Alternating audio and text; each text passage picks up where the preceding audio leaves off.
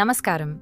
ప్రకృతి ధర్మం ప్రకారం బరువుగా ఉన్న ఏ వస్తువైనా నీటిలో వేస్తే మునిగిపోతుంది. అది రాయి కావచ్చు, మనిషి కావచ్చు.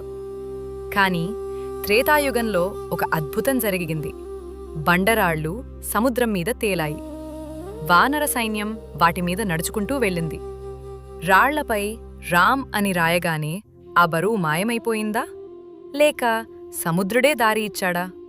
దీని వెనక ఉన్న అసలు రహస్యం ఆ రాయికి ఉన్న భక్తి, శరణాగతి. కానీ ఫ్రెండ్స్, ఇక్కడ అసలు ప్రశ్న అది కాదు. రాళ్ళు తేలాయి సరే, మరి మనిషి పరిస్థితి ఏంటి? మనం రోజూ వినే మాట సంసార సాగరం. అవును, జీవితం కూడా ఒక సముద్రం లాంటిదే.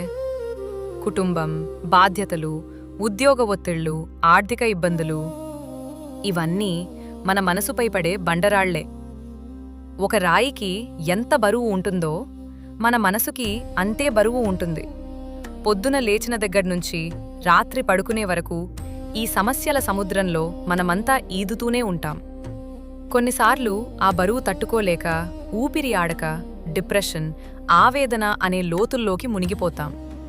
ప్రాణం లేని రాయి తేలింది, మరి తెలివి, బలం ఉన్న మనిషి ఎందుకు మునిగిపోతున్నాడు? ఇక్కడే రామాయణం మనకు గొప్ప పాఠం నేర్పింది.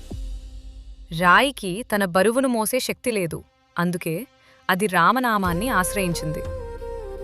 ఎప్పుడైతే అది రాముణ్ణి నమ్మిందో నీటి సాంద్రత కంటే నామబలమే ఎక్కువైంది.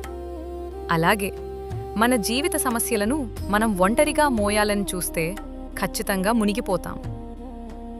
కానీ బాధ్యతలు నిర్వర్తిస్తూనే మనసులో రామనామస్మరణ చేసి చూడండి. రామనామం అంటే కేవలం పూజ కాదు, అది ఒక లైఫ్ జాకెట్. డ్యూటీలో ఉన్నా, వంట చేస్తున్నా, డ్రైవింగ్ చేస్తున్నా మనసులో ఒక్కసారి శ్రీరామ జయం అనుకోండి, అంతే. రామనామం జపిస్తే కష్టాలు మాయమైపోతాయని నేను చెప్పను, అప్పులు ఒక్కసారిగా తీరిపోతాయని నేను అనను.